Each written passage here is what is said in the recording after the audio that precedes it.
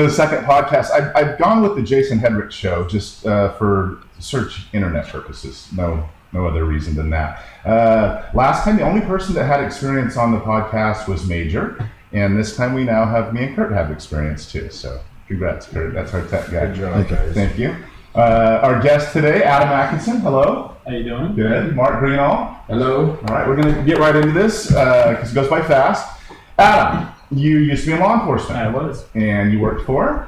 Kalinga. How long did you do that? Well, I did that for about 4 years. And then you went to after that? Now I'm a bounty hunter. Yeah. And I've been doing that for like 7 years now. You like it? I do like it. I like the schedule flex, and I don't have to worry about reports. I don't have to worry about lieutenants. I don't have to worry about sergeants. And if I want to talk back to someone, I can. Yeah. I wanted you as a guest because number one, you were one of the people that really did encourage this. I'm very lazy, and we have an adversarial role in a good way. I think we both understand it. You know, I don't think it's very personal. We met on Facebook. I'm not even sure. We did meet on Facebook through our mutual friend Richard Dietz, I believe. I've been encouraging you to do this for quite some time, and finally glad you did it. I really think you can excel at it if you get some marketing done. Yeah, well, we're winging it, but I so appreciate it. So I really wanted you, but the one thing, get back to your job, you didn't know, we didn't know for sure that you could do this until yesterday. Right. Yeah, that's the crazy part of your job. Right, so I do have a particular person that we're looking for in Minnesota. I've actually already found him. In Minnesota. I took pictures of him to show the DA that we did indeed find him. Now it's up to the DA to decide if they want to extradite or not. So if they do say they want to extradite, then because the liability of the bond is over $100,000, my company will send me right away. So wow, we're just waiting for a decision from them. They can take up to 30 days. Well, I had a little bit of a backup guess. They knew they were a backup. I hated to crush their ego like that, but I wanted you. And I was really rolling dice and just hoping that you would go. So I'm glad that you're here. Mark! Yes, sir. We've known each other high school? Did we go to junior high? We went to junior high together as well. Yes. Yeah, but we didn't really start becoming friendly till high school. And we were interesting because I was... Jason was friendly? Well... I was more entertainment for Jason for a lot of the time. That's I was a little bit of a class I clown. loved you. I did. Which was interesting, our relationship, because I was the football player, baseball player, that type of guy, rally commissioner guy. Right. And you, your nickname was? Sporto. Yes, and you played what sport? I played water polo. Yes, and the Sporto kind of rings with Speedo. Correct. Right. Yeah. So you were always known as Sporto, but so we had an interesting relationship. I've always loved you. I don't remember a time we haven't gotten along. I don't either. Yes, and I love your wife, and we've always had good times. So I'm super happy to have you here. Thanks. I don't feel like last time I tried to have a Trump and tried to have a Hillary supporter. This time I really feel like we've left out the left a little bit. I think of myself as the libertarian. I know a lot of people don't think of me as that. I think Major's pretty much down the middle. Adam leans more to the right, seems very reasonable. And Mark's fairly libertarian, but you're kind of a mix. I'll let everybody decide what they think. So let's get right into it. A couple quick questions, nothing too exciting, but just to give some people some background. Last time Major and I divulged that we both voted for Obama. This time the question's a little different just for you two. Did you, Adam, vote for Hillary? I did not. Mark, did you vote for Hillary? I did not. Okay. Adam, do you know more people that voted for Hillary or Trump, personally? More people, definitely voted for Hillary. More people you know personally. How about you, Mark? I would say the same. More people that I know voted for Hillary. But Mage, what do you think? For you? I don't know. Yeah, I'm kind of like you. I know a lot of people that voted for Trump, but I do know a lot of people that voted for Hillary. So I don't know about my next. I know a lot of intelligent people. So I can assume how they voted, but I'm not going to say anything further than that. That's why we have him. Okay, this is a table. Just a quick question. If you know the answer, go ahead and blurt it out. Who is President Trump's Supreme Court nominee? No worse. Very good. Did you know it? Maybe. Oh, not Did you? I did not. Yeah, I would have. I don't think if you guys would have asked me that question that way, I don't think I would have known it either. Last question of this little round. It's like a game. It's a quick little game. So to give you an example how the game works, if I said name an NFL team, you would name one. You name a different one. You name one till you got stumped or till you repeated yourself. So. Dolphins. yeah, that's awesome. You are a true Dolphins fan. There's no doubt about it. This game, the category is name a Trump lie that you know is a lie. that Obama wiretapped him. Ah, Oh man, give me a minute. you have to take your time. No, on I a Trump don't. lie. There's just so many. It's just I'll pass. Mark, a Trump lie. That he never met with any of the Russians. Okay. McCain's not a hero. Okay, I'll let you back in just because we're being friendly. Another one, major. Mexico's paying for the wall. Good one. Adam, you really Repeal and replace Obama. so far that seems like that's gonna lie. Mark, That does seem like it's going to lie at this point in time, but I'm not so sure that's going to be the case in the long run. Man, you got me on the spot. that's why the game Yeah. is to put you on the spot. Yeah, Major? I'm out. That his hair is real. All right, I think we got the point of this. Okay, I'm going to switch gears just for a second because it would be so easy just to go all politics, and this is a political question, but instead of going just the Trump route and stuff, one thing that happened in this election that is actually kind of remarkable, and it was hard to take it in because of Trump and all of that stuff going on, but pot was legalized in California. Any thoughts on that? Anybody? Good thing, bad thing? I mean, me personally, I think this is a state's issue, not a federal issue. I don't know where in the Constitution that the federal government has the ability to place restrictions on such a thing. I'm not necessarily for it, but I am for the will of the people. So if the people say it's legal, then I personally believe that it should be legal. So, go ahead. You go ahead. Yeah, I was Work on that. going to say I am for the legalization of marijuana, but this particular law that passed, I am not a big fan of. I think you saw a lot of people see that and go, ooh, marijuana legalization, let's do it. And they didn't read the fine print of that particular law. And it creates a nice big bureaucracy that all the money goes to, and it stays within that bureaucracy. It doesn't go to help balance our general fund and all the other programs that we like to fund. So I think it was just a poorly written law, and they kind of took advantage of some of the younger voters that were ready to jump on board with marijuana legalization.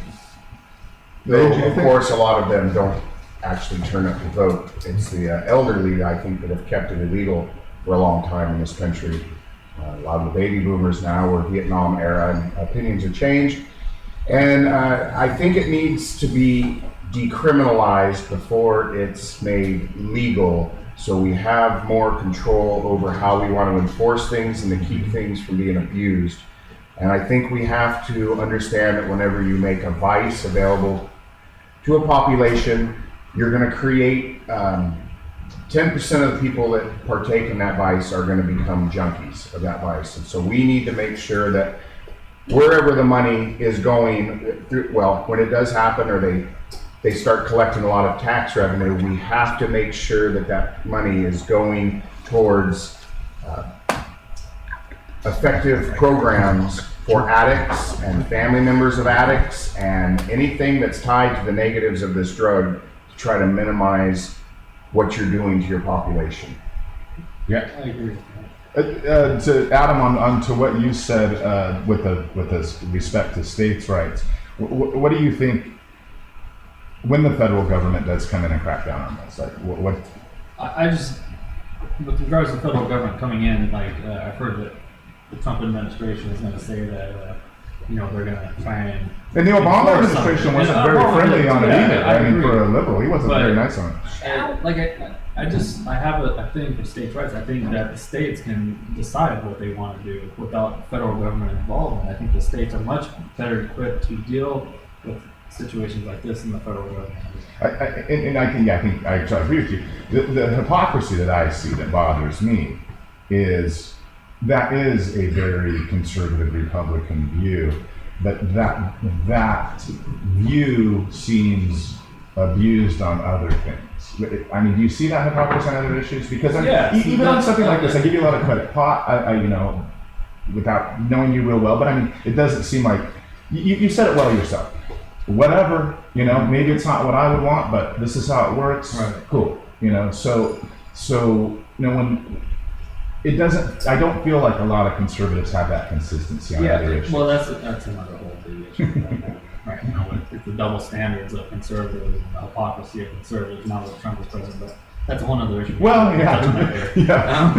But if it's going to happen, which obviously it is going to happen, I really want there to be certain regulations in place where the state can regulate it in proper ways, and we can do something with the tax money generated to help our economy, because I know we're getting a little bit in debt as a state, and we need to take care of it. I actually think that marijuana is going to help save us from a lot of problems. I agree with you. At least the tax revenue. Yeah, I agree, and then that's perfect. Yeah, bring on the code. And that back to the point that Mark made that you were hitting on right there. How are you familiar enough with the way other states have done it? Did they get it right the first time? I think Colorado did. I think Colorado did a home run with their law. So what was the difference? Like, why were we so bad? I don't know the reasoning behind the logic of creating the bureau that they want to create behind this law. It reminds me a lot of the cigarette law from the 90s that Reiner got behind and really pushed, and then it ended up being repealed 2 years later because it was costing more money than we were raising in revenue on the cigarettes. And I have a feeling this is where we're going. We've made the same mistake again with a similar style of law. And Colorado's, it's just part of their sales tax revenue, which goes into their general fund. It doesn't have programs set up like Major discussed. I don't believe they have any of that stuff lined in. But you saw a state go from the red to the black in under a year. Right. The amount of money they generated in tax revenue on that is astronomical. No, you're good. Well, because of Prop 47, we've taken away the felony charge of certain drugs, and usually when people were arrested for these felony charges, they were able to go into a rehab to take the felony charge off. Now we don't have that anymore. So, what are we going to do now? Are we going to use the tax generated to start rehabilitation programs, or are we just going to spend it away on other ridiculous things? The next thing I want to talk about is the proposed budget that they've sent forward. And the thing that jumps out at me, and I'm going to table this to whoever wants to weigh in, no particular order. Two things. One, little trivial, doesn't really matter other than it just kind of bothers me. Just a slogan of the Trump campaign and a chant. And I went to a Trump rally, and I went because I thought he could be our president. And I'm telling you, that's when people ask me, "You're not a Trump guy, why are you going?" Because I honestly thought the guy could be our president, and that's why I went. And at those rallies, one of the chants, besides "Lock her up," was Mexico's going to pay for that wall. We've all heard him say that over and over and over again, even though this is such a small little part of the money that we spend, and it's not even that big a deal to me, other than just a complete lie. I mean, when Obama said you can keep your healthcare plan, that was the worst fucking thing the guy ever done in his life. And Obama didn't go out, and he said it. I mean, I'm not defending him. He said it, and he did say it over and over again. They didn't chant it. They didn't chant it over and over at his rallies. And here we are in his proposed budget, and I just watched his people spend the budget, and they point blank said, our people are fine paying for this wall. And they might be. I'm not even arguing that. But it's in the budget. $2.6 billion for us to pay for the wall. That bothers me, so trivial. Here's the thing that really jumps out at me that I'm tabling it to you guys. 85% of the things that contribute to our debt are getting increased. If we divided this up in a pie, 85% pie, 15% pie, 85% of the things that lead to our debt we're actually going to spend more on. And 15% of the things that lead to our debt we're cutting that troubles me, and I haven't even gotten to the specifics of those things. Just that idea bothers me. And this is a person, I say this, and I'm going to the table right now, as a person that has been a conservative most of my life. That just doesn't seem like the party that my whole life was known as the fiscally responsible party. Mark, weigh in. Yeah, I agree with that. It is, things are quite different from the conservatives that we grew up with. I was very conservative in my younger age as well. You know, my dad is a very staunch Republican, has been, you know, most of his adult life. It doesn't make sense. I don't know the logic behind it, other than it almost seems like he wants to. Spit it out. I know, I've lost my train of thought on it. I had an idea where I wanted to go with it, but I've totally lost it at this point in time, so I'm going to defer. Yeah, it's mind-boggling. I agree. A lot of the budget is more of it's almost a conservative dream when you look at what they're taking money away from in particular. Yeah. I totally agree on the specifics of it. Yeah, I agree. And plus more spending on defense, which I think the others can do, especially with what's going on in the world right now. I don't really know that much about what the proposal is. I know where the cuts are coming from. I don't have any problems with that. As far as budget increases outside of defense, I don't know what else is getting more. Defense got the biggest cut. Which is fine That's with the me. biggest increase. Yeah. Or that's what I meant to say. They got the biggest cut of that. The same old things, like you said, the pipe dream of the Republicans. Yeah. I mean, it all went. I mean, but again, that just the people that voted for Trump. I don't think they're beholden to the Republican Party, and this does seem like a pipe dream of the Republican Party. So, how does the Trump voter like this budget? This seems like this is a pipe dream of a Republican, right? So how's this a Trump thing? How do people that like Trump okay with this budget? I don't know because I didn't vote for Trump. I know, but I mean, we deal with it. I mean, this is one of the biggest things, and I get it's just a proposal, but like, how are they behind this? I can understand how the Republicans are behind it. Ironically, they're the ones that aren't. It's mind-boggling. I can see why you lose your train of thought. Go ahead. I mean, I don't know exactly, but I just know that there were a lot of conservatives who voted for Trump, and I know they wanted things to happen. They wanted things to happen that actually people said they wanted to happen during the campaign, and I think that's what we're getting. And I think that's what's lighting up his base a little bit, which Republicans don't want, or not Republicans, but conservatives, say on my side, don't want a Department of Education. So he's cutting that Department of Education quite well. They don't want an EPA, so he's cutting that. So for conservatives such as myself, I mean, I don't like Trump particularly, but I do like what I've seen so far in his budget proposals. Paige. I'm not quite sure the topic. I pointed at you. I said, no, I wanted to discuss behind the scenes. Do you want to weigh in on this? I did, but we covered like two different things within Adam's deal, and I don't know which one we want. Do you want to talk about anything? Yes, but tell me what the topic was. You do want to join in on our topic. It was the budget, but you always have carte blanche. All right. You could talk about whatever you want. Here's why they follow Trump and they don't care what he does. A belief system is a very scary thing to have stripped from you. It's whether people know it or not, it's what kind of keeps them together. And that's why people get so defensive. Well, I shouldn't say people, but overall, someone who considers them a Christian, you tell them there is no God, boy, it's like pushing a button and they get heated really quick. Really quick. Same with politics. And it's because when you believe something, it's what you hold on to. And when it gets threatened in any way, if you aren't secure in your thoughts or beliefs, you become defensive really quick because how dare you, this is my world. A lot of people hung their hat on Trump. People don't like to admit to being wrong. It's just not in human nature. It's uncomfortable. Whatever he does, most of them are going to continue to back him. And then in 4 years, we'll have a new president and things will work out. you guys are really good at leading me into some of the topics I actually have written down. We read them before the show. Yeah, if you could read my writing, then good for you.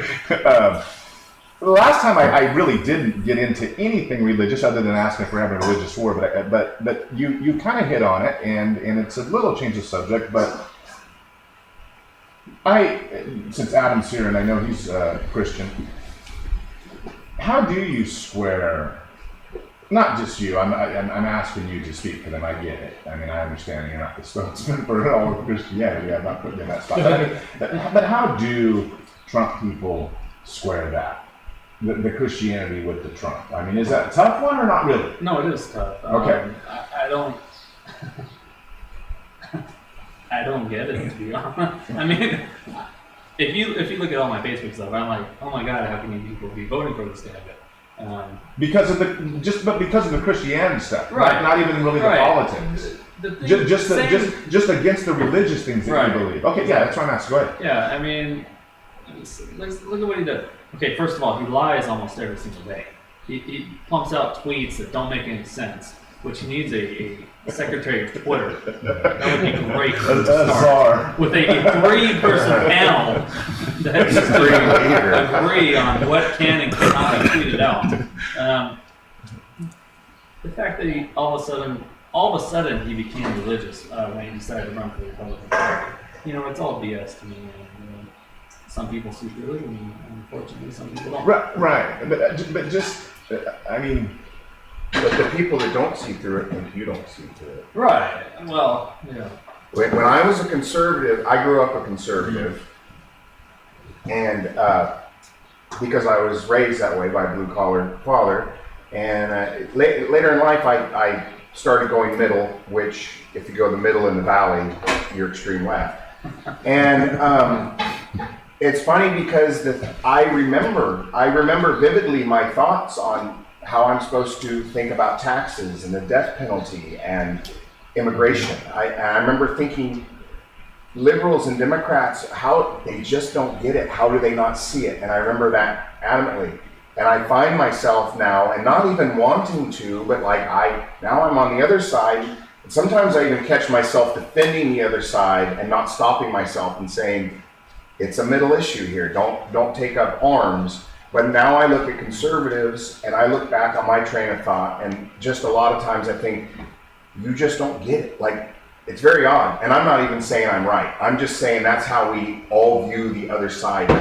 You're missing it, you just don't get it. And we see each other that way, and it's like we just need to compromise. And I'll let you talk. Hey now. That's the last we're going to hear out of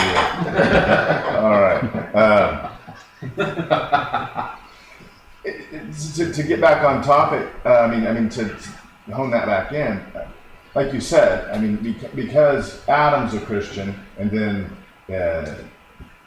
votes Republican and stuff. I mean, we do see that. Like, I see this hypocritical, not towards you personally, Adam. I mean, it is hypocritical that you want me to believe you believe certain things, and not even just religion, just anything else, a policy, a thing, or whatever. I'm not even picking on religion or the validity of religion at all. It's an idea, an idea that you have, and how willing you are to abandon that idea just to get your way, even if it goes against your ideas. That's the part that's baffling me right now. And that's why I asked about the Christianity. It's just like, if, to me, and that's why I'm letting you speak for Christianity, and you can correct me when you don't agree with me, but I mean, to me, understanding the rules of the game, I mean, your faith is honestly more important than your country. Mm-hmm. Your country, if you're true to your faith, and that is the number one thing that guides you, the other things fall into place. You still have to work on them. You still have to prioritize them. But I mean, that is your guidance. Quick question. Go ahead. Excuse me. In the military, what's the order? Is it God, country, family? Right. And it's perfect. And so I'm saying, and part of that, I understand that is your guidance. And then again, you work on the other things. But that's your principles. That's what's hard for me. Seriously, a person that does seek compromise, and that's why we have these discussions, it's hard for me to understand a Christian person that is excited to vote for him. Now, I'll excuse the mess of the thing we're in. We have Hillary, we have him, we're in a mess, and I get it. But I mean, the Christian people that are really excited about this guy, I mean, what's up about that? Well, I think a lot of it has to do with the previous administration, and I know we'll probably get some disagreement here, but it seemed like he was not a particular fan of Christians in general. I'm going to let you guys that's the interrupt. problem. I don't. In general. I don't know if I totally agree with you, but I totally agree with you as a person that's not a religious person. I believe in honesty. There's a part of me that thinks that Obama might be atheist and lied about being Christian. Right. I think that. I don't even know if I've ever said that. So I get it as a person that's a Christian from your perspective. I mean, I do, because there's a part of me that thinks this guy might be lying. Go ahead. I didn't start to interrupt you, but I just wanted to say I do agree with you on Where was I at? that. You just said you don't think Obama was particularly Right, friendly towards so them. we have Trump saying on TV during the campaign about how he's going to be pro-Christian, and the scandals we had previously with the IRS coming down on Christian organizations and or conservative organizations. So many things happened during the last 8 years with regards to a lot of the separation of church and state. Like, you can't have a cross on a cemetery, like some national cemetery, and so on and so on. But I think Trump has said that he's going to get rid of a lot of that, and a lot of Christians see that, and they go full oorah for it, and that's what they want. You're not a particular religious person? How do you No. describe yourself, Mark? Probably agnostic. Okay, so then I just want to get background when you chime in on this. Go ahead. Yeah, I don't know if it was necessarily an attack per se, or maybe a targeting or an unfairness to Christianity when Obama was. I kind of agree with Jason. I won't go as far as saying he is an atheist, but I'm going to say he's agnostic. But I'm also going to say Donald Trump is probably that as well, because prior to his run, he was a pro-lifer, or not a pro-choice guy, and now he's pro-life and hoorah Christian and all that stuff. So At many different points in his life, he's been all over the place. Right. that's true. Right? And that, whatever. I mean, I do think you could change your mind. I just think it's pretty obvious the guy's just an opportunist. Yeah. It might not be apparent to our listeners, but instead of announcing our breaks, we actually just have these little breaks. I doubt you know them, but so if this isn't a smooth transition, that's why. I want to get into the wiretapping, and the part about the wiretapping, but besides that you're accusing a former president of a felony, which I actually do think is very serious. And we laugh and we joke about some of the things he does. Some of them are more serious to me than others. I think the left and the media, I'll give you an example. Yesterday, the media made a big deal that he didn't shake Angela Merkel's hand. Well, he did. He shook it at the beginning, he shook it at the end. He didn't shake it right when the news reporter said, "Do you want to shake her hands?" And I swear to God, if you watch it, I swear like he leans over like he would have, but she didn't anyway. When the media does shit like that, then that waters down when we have the real things he does, like accuse somebody of a felony. And to me, besides the accuse somebody of a felony, the thing that really jumped out at me when I read that was he called our former president a bad or a sick person. And I don't, none of you are all real Trump fans. We had that last time, but like, how do we square that? How do we work together? Because we all know, don't we agree, that the people that voted for Trump, they agree. He is a bad or sick person. And I've talked to people I know very well that are very good people that honestly believe that Trump probably does know something that other people don't know, that we've got to give him the benefit of the doubt. And I'm down with that. I really am. More than most people I know that didn't vote for him. But isn't this egregious? I mean, too much? Mark? Yeah, I think it is. That for sure. To take a matter of that magnitude and share it with the world via a tweet instead of a press conference. Not that Sean Spicer is much better than a tweet. Or a tween. But yeah, it's yeah. I don't know how you reconcile that. I just don't. It is egregious. It is so strange for a man to tweet one of the biggest political scandals in our lifetime, at least mine anyway, and to go straight from that into telling us why Arnold Schwarzenegger left the show. Thank you. I agree with you. I'm so glad you There brought was that up. some kind That of- is what jumped out at me. I said the bad and the sick, and that is the part that troubled me the most when the dust settled. But yes, man, you can ask one of our studio audience guests here, actually his assistant, Mr. Professor's assistant. Mr. Professor Woodstock's assistant. He also has his own nickname, his own right, Peck the Wreck. That is the one thing I told him when this happened. I was just so amazed at exactly what you're saying. Like, he went from that Straight into to go into Schwarzenegger's How does horrible that environment gets happen? better. I don't understand Explain that it at to all. me. That's your job. I don't Explain it to me. get it. Like, you must have some kind of mental condition to go from a political scandal, a huge political scandal, into straight into, you know what, Arnold Schwarzenegger didn't get the ratings and he got fired. Like, I don't get it. And then you tweet something that, like I said, is probably the biggest political scandal in our lifetime, and you have absolutely no evidence to back it up. Like, literally, it seems like something he read on Breitbart, and all of a sudden, hey, let me find my phone because I need to put this shit out on Twitter. Right. And I think that most of us that aren't Trump people see it that way. That seems apparently obvious to me what happened.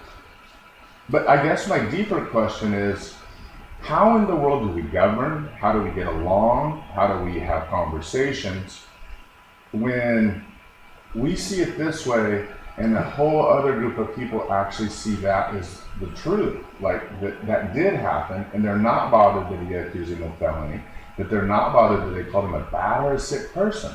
And there's presidents I haven't been fond of, but I honestly can say that I have no personal animosity towards any president. I go to admire each and every one of them, and I mean that after they leave. And I think the American people at large do. I think the polls showed that we just respect what they did.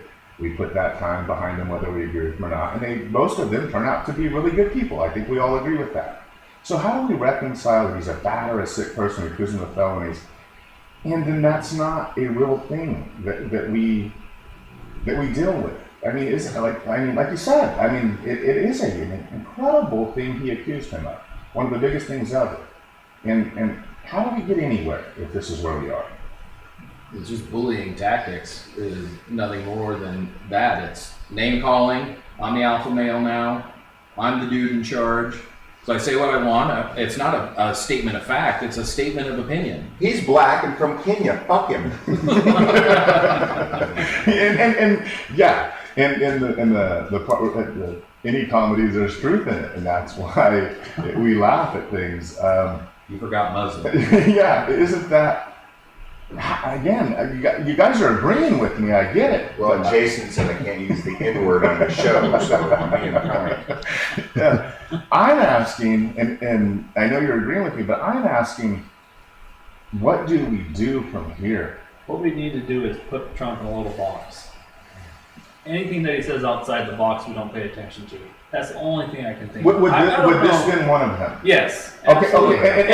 If he says something that's the biggest political, scandal in our lifetime, that's way outside the box. Okay, and I still get your point. I get your point, but I guess what I'm saying is he's our president. Right. He made this accusation, so I mean, we just now decide, nah. That's another problem because we need him. Let's just talk about North Korea and their ICBMs. If he's talking to us truthfully about North Korea and their ICBMs, how do we believe him when he says that Obama is wiretapping all of Trump Tower and whatever else? You're so hitting on my point. I totally agree with everything you say. I don't know how to reconcile the two and bring them together. I don't know how. But like the people we know that are Trump people, and certainly they're listening to this, like, how do we get on board with, even as a person, I say this for me, these guys can chime in when they want, I did not vote for the guy. I've been candid about that. I pointed out his flaws, but I'm telling you the truth. I want him to have credibility. Yes. for the reasons that you say. I want him to be respected in the world. I don't want him to be a buffoon. It's not entertaining for me. I don't laugh at it and say, "Hi, I told you so." When he meets with a foreign leader, I want to be proud of our president, whether I voted for him or not. So, I mean, basically, I think that what we should do is listen to the secretaries and not listen to Trump at all, pretty much on, especially foreign affairs. I have great confidence in Matt. Do your Trump people that you know, would they agree with that statement? No. Right. So how do we get past that? I mean, because they don't agree with you. I mean, that we can't govern if like we agree that this stuff is outrageous. And I still get your point that we got to put that stuff in a box and separate it from the real things, and that there are real things and there's real things. I'm so on board with you. But if they don't agree, I'm trying to figure out how we get past this. This is exactly where we are. There's nothing we can do about it right now. Trump isn't going to get impeached, no matter what the left wants. So we have to find a way to deal with it. And the only way that I can think of as to dealing with it is to taking the advice of the secretaries. I mean, I don't know what else to do. With you asking, is there a way past this and how we govern and get together? There is a way past it. Can we make it? I don't know. Every time that I talk to somebody who is fairly conservative, and I get it a little bit on the left side, but I get it more from the right than anywhere else. The chasm is so big between the left and the right. They don't even want to reach out across the aisle. It's a giant pissing match. And I don't see it. There's going to have to be I thought you started just by saying there was a way. There is a way. But you're telling me... But I don't know if we can do it. That's what I'm saying. Well, what is the way? You have to have compromise, and neither side wants to compromise. That's a very simplistic view. Okay, idealistically, there's a way. Yes. I totally agree. I think I say that all the time. That's honestly why we have something like this, is so we can table it, so we can see that, look at all these good people come together. These are normal people. I think we totally represent a lot of views that people have. But again, we sit here baffled as to what we do. We don't even know what to do. That troubles me. I'm with you guys that I don't know the answers either. This is one of my next topics. Go ahead. No, you're good. The one thing that I think Trump can do well is to delegate certain things to several of his secretaries. And if he does that, I don't really care what it says. I think that the secretaries are very competent. I think, I totally disagree with you. I think almost every one of his cabinet members is horrible, except for, I think, the things... General Mattis. Not even that. I think all of the foreign advisors and the military people. I mean, Clinton was a disaster. It's actually a topic we'll get to. But now that he's got what he's got in place, I think that's why I'm not one of those guys that's panicked. I think we could have some bad things happen here. But they won, and they tell us this is what they want to do. This isn't a secret how they want to govern. We'll deal with our domestic stuff. Yeah. I think I'm with you on the secretaries and the foreign things. I think foreign should have. Yeah, and that's a whole different topic. But I give credit to the Trump supporter. The faith they have in the guy all along was his ability to delegate. That's what they say he does, is delegate. I think that he's demonstrated how much he lies, and the fact that it doesn't seem like he delegates and he actually overrules them, or if they don't, it isn't like what they say, then he steps up. That troubles me, but I think I'm not in panic mode because of his foreign people. Well, I mean, he has said, and General Mattis, Secretary of Defense, has disagreed with them on quite a few policies. The torture was a huge thing. Right. He's referred to him, for sure. He has said that he will defer to General Mattis if he does have an issue. Yeah, I would like to see a lot more deferring on things. I hear you. Switching gears just a little bit, kind of getting back to how do we fix things. What's the state of the news? I mean, we've been arguing about it for a long time. But I mean, really, let me just ask any of you. You guys can all answer this. Is there a real news channel? I mean, is there something that you can C-SPAN. And who in the fuck wants to watch it? But it's not even really news. They don't report news. They do cover things. They do show you what's going on, and you can watch it. But that's They not show really, you an unbiased picture. They show you what's going on, but it would be like if we had But a as soon channel as you that. introduce someone to tell you what's going on, now But it's going to be if you had a channel unbiased. that filmed the mechanic open my hood and they just filmed him working on my car, I'm not learning anything. And the news is the fourth branch of government in my eyes. So I'm asking all of you, is there a news network out there? Like for me, I'll start like this, and you guys can go off of what I said. I don't think CNN is that liberal.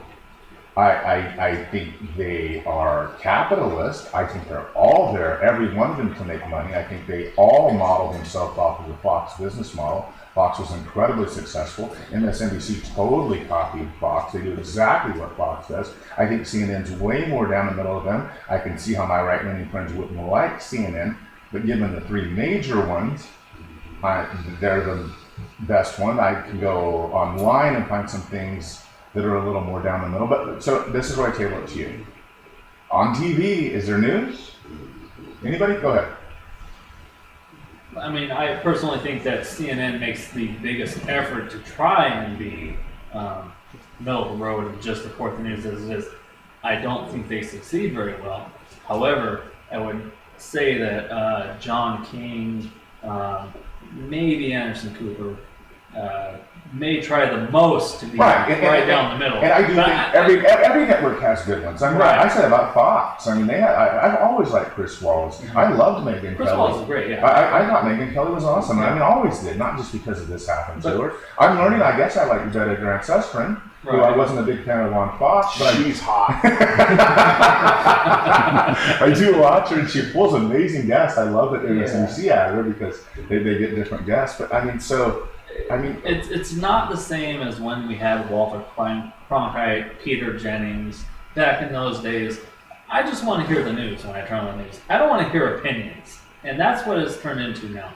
We're watching opinions. I just think they're trying to make money. That's true too. And when the news worked, they weren't trying to make money. They wrote it off as a loss. So back to tie it in with the last question, how does that change?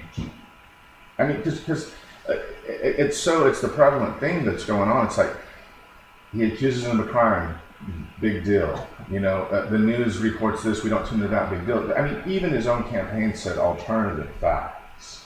I mean, isn't that the most important thing? Don't we all agree that we have to agree on facts? Yes. Yeah. I mean, okay. Pretty rhetorical. Okay, so truth has to be paramount. It's a little bit ironic. I've never asked you this. You have kids, Kurt? None that I know of. Okay, so here's the genius of this show. The three dudes that are the mainstays, me and Major and Kurt, have 0 kids. Yet we find ourselves troubled about some of these things that probably really don't. I think as a I'm person, tired of paying taxes for other people's kids. Yeah, exactly. School, I mean, for sure. But I think if I did have a kid, like I would. If you think I'm involved now, Right. I couldn't even imagine if I had a kid in this world. I mean, do you get scared for real or not? Well, my son joined the Marines, and he's going to be leaving here soon. So, and it's safer to be in the Marines now than. I'm way more hyper-focused now, particularly on foreign policy than I ever was before. I was scared if Hillary became president. I mean, no matter what you want to say, she was a war hawk. Yeah, I think we all agree on that. I'm scared with Donald Trump being president because I don't know if he's a war hawk. Just who knows? Yeah. I have no idea. Yeah. Didn't their cabinet announce the other day that all options were on the table in dealing with North Korea at this point in time? Yeah. And it's all But preemptive strike is on the table. What about that you have kids? Okay. I mean, does it? I mean, yeah. No, this world is terrifying. I mean, every generation feels like that about their kids. But I guess my message: I have a buddy I work with, a good friend of mine. Like he really, truly believes that his kids have been set back 20 years because of where we are right now. Do you guys feel like that, or is that just like really over the top? Do you have real concerns? Has anything changed because Trump's in, because of the policies and stuff? I mean, do you have concerns for your offspring because of this? Not just your opinions, but I mean, do you really have worries, or not really? That's just life. We get through it. With Donald Trump as president, I do have some serious concerns for my children. I do. I personally have no more concerns than I did with Obama and whether or not Hillary Clinton would have been president. I mean, after all, Hillary did say we could take the China Sea away from China. No, and I agree with you. I would feel just as worried if Hillary were president. The options that we had, that we knew one of the two was going to be president, it's very worrisome for either of them. I mentioned this, that we take short breaks, we don't mention them, and you would never know if I didn't mention them, but things happen during the break, and I wanted to share a story about Major. And I've never talked to you about this. I've always heard this story secondhand, so you can chime in if it's been overpumped or the Pro Bowl. How many of you guys went over to Hawaii to watch the Pro Bowl? Two. Just two people. The two of our friends and you? 2 people, or how many times? No. How many people went with you on this story? I'm getting ready to tell. I'm not giving away what happened, but 8. 8. So I'm sure you see where it's going. The story I'm telling. I'm trying to figure out if there's more stories that happened that I don't know about. It's fishing right there. But so you go to the Pro Bowl. You're friends with Lorenzo Neal. I did it both Pro Bowls. You've done it twice. Yes. Okay. See, I am learning something. So you go to the Pro Bowl. There's 8 of you that are up in the stands, and they look down, and you're sitting on the bench at the Pro Bowl. Yeah. True story. True story. And you've done that twice. Yes. Well, it worked the first time, and I used the same formula. So, and we took a break, and we were talking behind the break, but you're the only person I know that's ever been kicked out of a Christopher Cross concert. And Yes. so I thought I would share that you did get escorted eventually off the bench of the Pro Bowl, or not? No, they were embarrassed, security, so they just asked me if I'd go back to my seat. So I did. You're great. Okay. One topic I want to hit on is the travel ban. I said in the last podcast, it's a little tricky because of the rulings that are coming out now. They're dealing with what's going to happen right at the moment, and their stays and not stays right now. But I said, I think, at the end of the day, he does have the authority to do these things. It seems Yes. like he does. So we Atlas. I learned that we heard him snoring earlier on the mics. Professor Woodstock said he could hear the dog snoring in the corner. So,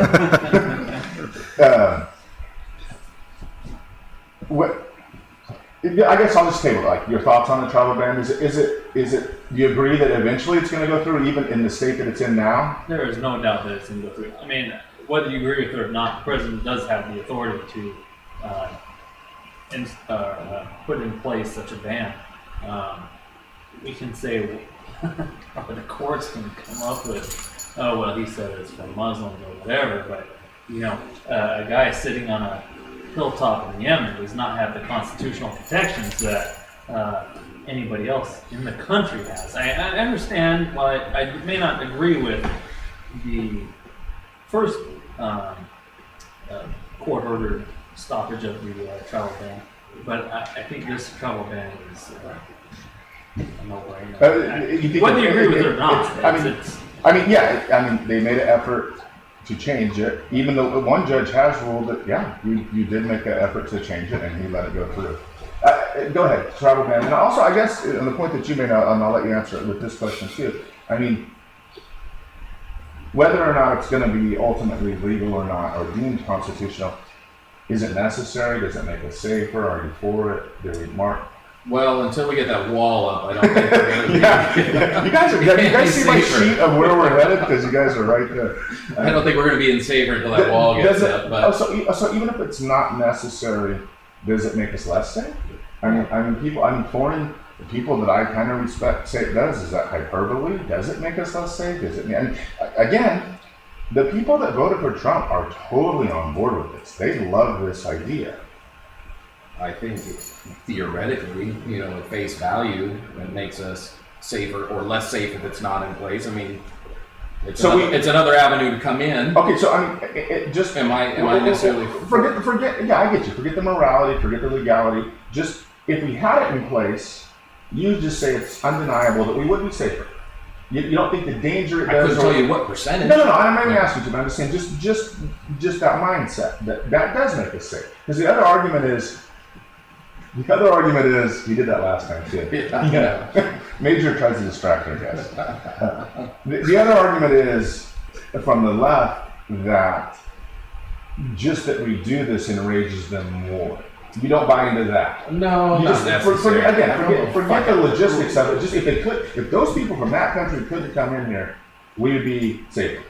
I don't think it necessarily enrages them more. I mean, what enrages them more is the fact that we're stomping around in their countries, kicking indoors in the middle of the night, stuff like that. I think that enrages them. You look at, a couple years ago we had, American Sniper, a big war hero. Well, is Chris Kyle really a hero? Yes. Not to the people. Well, here in the United States, yes. In their countries, he's a foreign invader. He's not a hero. Their soldiers that are fighting him are heroes. Yeah, because he killed one of their Olympic gold medalists. So that's how their movie goes. Oh, was the Brad Ford.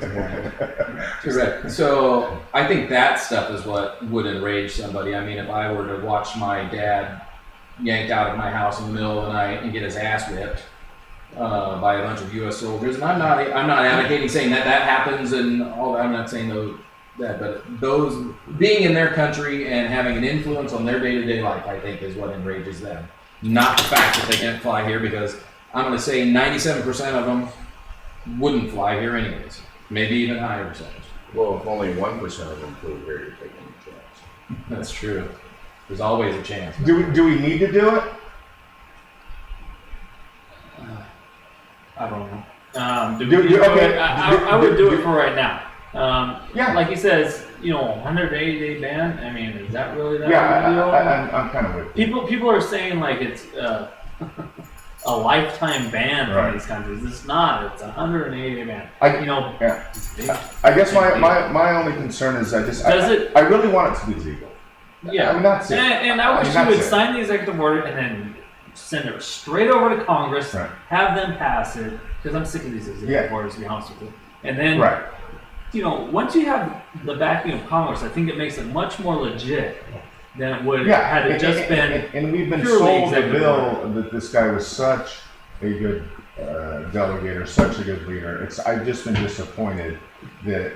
Look at what these have been flawed. It did get blocked. I've always said I think it'll go through, but it's just that his sloppiness has caused this. These are one of the biggest troubling things about his presidency to me, and however long it's been, is everything that's happened is a self-inflicted wound. And I think it's part of the point. I agree with you on that. But what really concerns me is the world's going to happen, and it's going to kick us in the face here, because it always does. And I think we squander some of our credibility. I think we're seen as a buffoon. I think I'm willing to be on board with the Trump voter on that. I recognize the things that they have problems with, but then they don't have objections to the things that we're talking about. They're calling him a felon, but saying he's a bad or a sick person and stuff like that. So again, I sit here and just ask the questions. I don't know the answers. What about the protests? My friends on the right think that Obama's orchestrated them, like they've dropped the Alinsky terms again. Is this a real, does it matter that they're protesting? Should we be concerned? Is this part of it? I mean, what's going to happen from this? Are you speaking as Which protest? protest in particular are you speaking? I'm speaking of just the mindset, really, that we just had an election and they're out protesting in the streets right after. I mean, not even allowing. Yeah, it's not even allowing him a chance to get going and see what happens. Is it because he's so outrageous and so over the top that they should be doing that, or even given all his faults, just not do that right now? I mean, what I'm asking that. I don't know. I don't necessarily think it's that outrageous or whatever. I am a person who believes we need to give him a chance and let's see what happens. I mean, hell, the hand's been dealt. Now we got to play it out and see what happens. That's all we can do. But the thing that amazed me about this particular election was on election night, I was watching it. I came home a little later that night, so it was well underway by the time I got in and started looking at stuff. And I remember sitting there just almost laughing maniacally at the fact I'm going, holy shit, he's going to win. Yeah. I was more exhilarated and excited than I was. He's really going to do it. Yeah. And then that night on Facebook and the next day, I could not believe how many posts of people I saw that said, I cried all night. Right. Yeah. I cried so much last night. I called in sick to work today that is because I didn't get any sleep, and I was like, "What the fuck? How can that possibly be your response?" He doesn't have a mic in front of him, but he can attest to this. You weren't feeling well, right? Not because of that. Oh, what a liar! Not because of I mean, that. there are several friends that I have that I am completely worried about their mental health because Trump became president. I mean, people who were just on Facebook, casually, and all of a sudden are now just like full time. Yeah, they don't have a job anymore. Yeah, They're just on Facebook. They're Yeah, I'm with you. What bothers me about that is really, do you not understand the order of how things take place? Why didn't you have this fervor before the election? And the great thing is we're starting to see now the separation of the three branches of government. Whether or not I agree or not, I think it's a beautiful thing to watch a federal judge in Hawaii tell Trump, no, that's not going to happen. Yeah. And we're seeing that.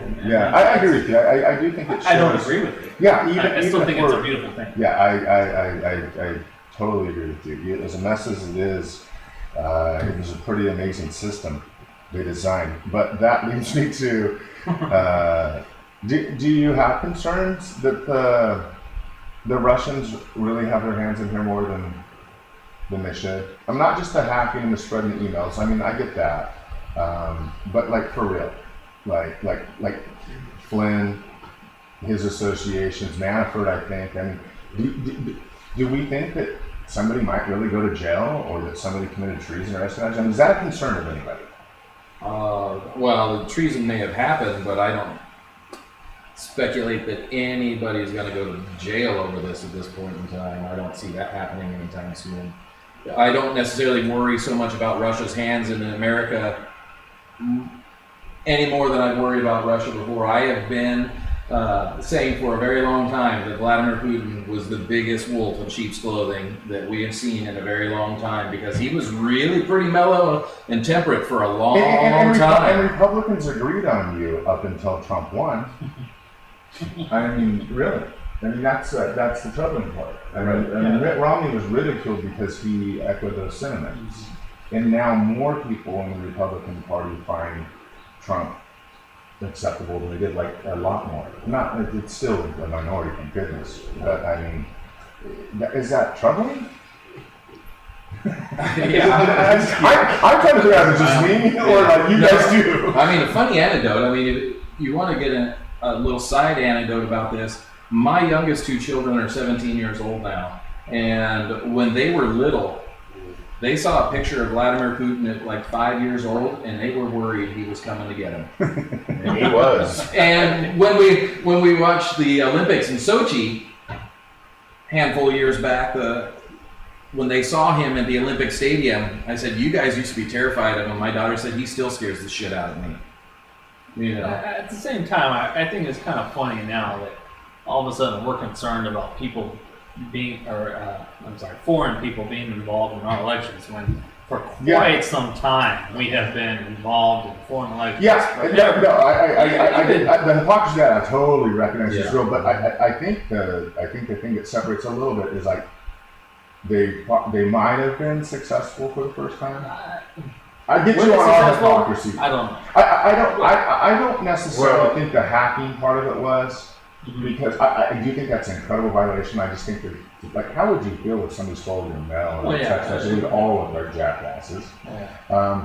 But as much as I don't like that crime, we still kind of assumed that stuff happened anyway. It just became known to us. So I can't buy into that lost her the election. I don't think that part exactly. of it. I'm with you. I'm with you on that. I think that's an excuse. But what I'm saying is at a deeper level was Russia, and I'll stick up for the Trump people, some of them, and maybe even Trump. I don't necessarily think that, say, Trump says, okay, I'm with the Russians and I'm a spy for the Russians. I just think they might be naive to it, and the Russians are really good at it, and they were out getting their hands in, and they might have got hold of some people. Does that concern you guys? Yes.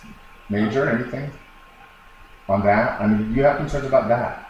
No, my concerns were kind of like you had mentioned, a national hypocrisy. Though I think, to our credit, we are a lot less corrupt than most of the world. And I think the lesser corrupt countries have a little bit more of a right to be frustrated with any infiltration. Like, they can say, well, you do it to us, and whether we do or not, it's because you're so many of you are corrupt, you sell your own country out and let it happen. Right. We win.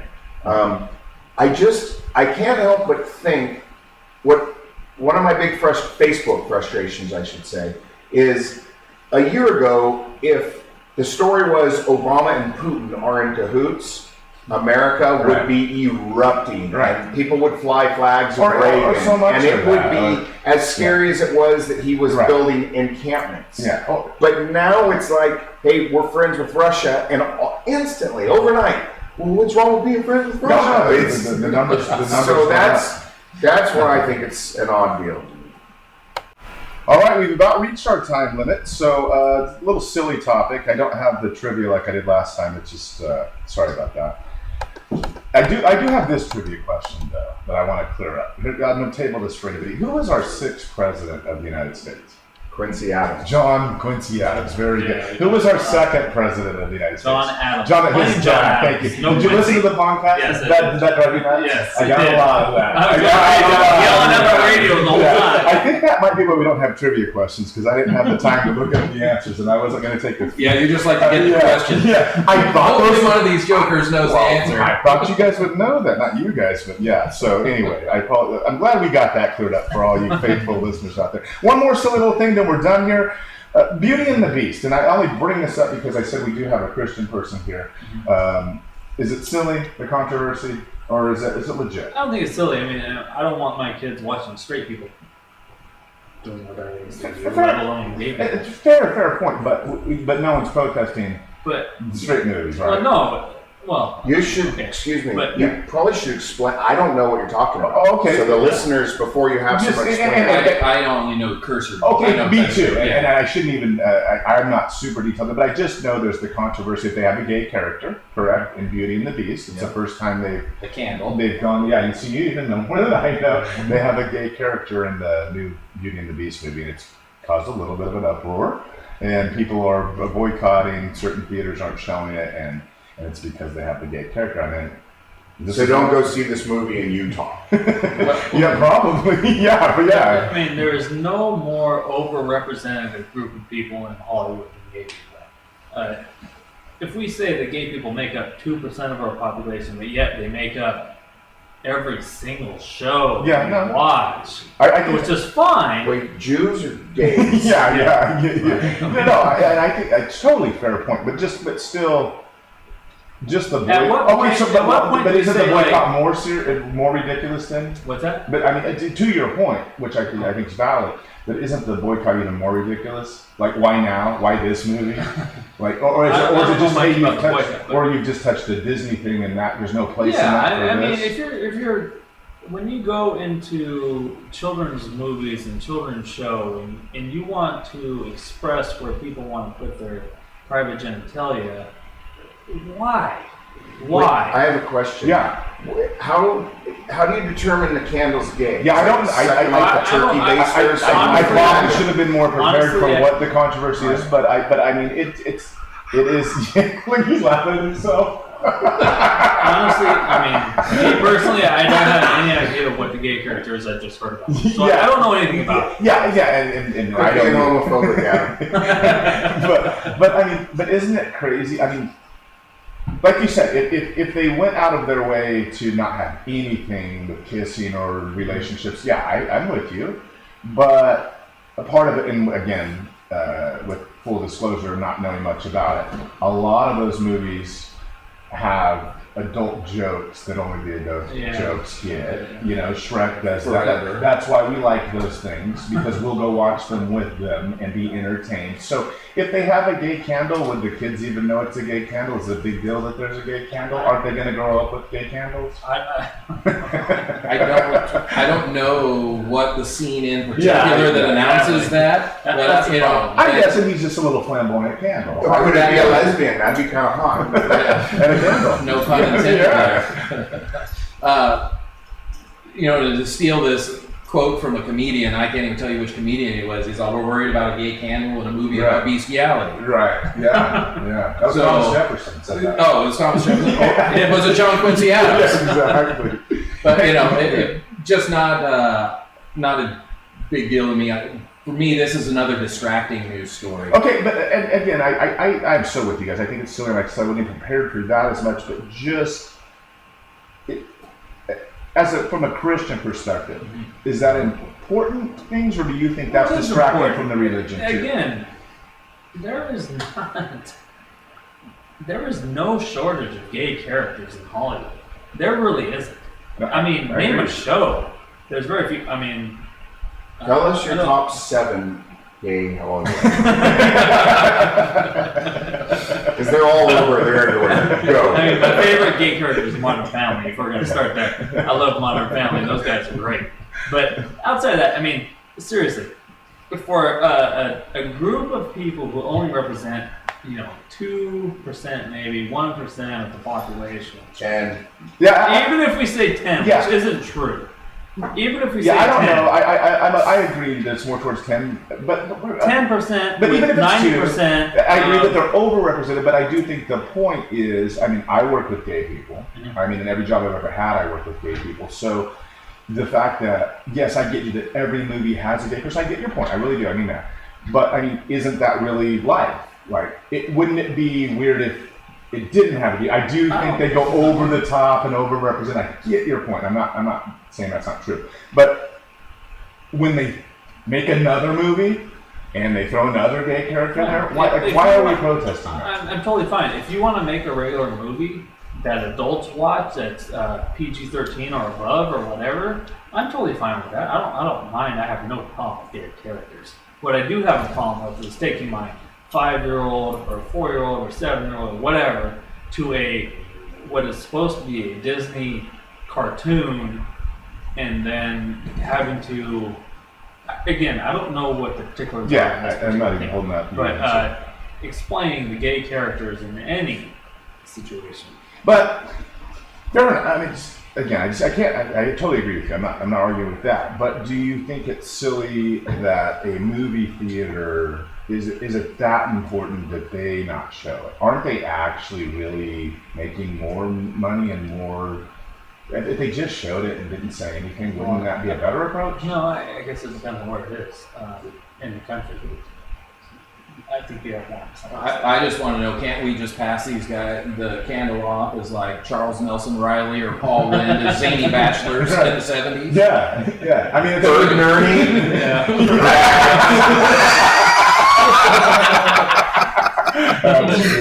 Hey, we ran out of time.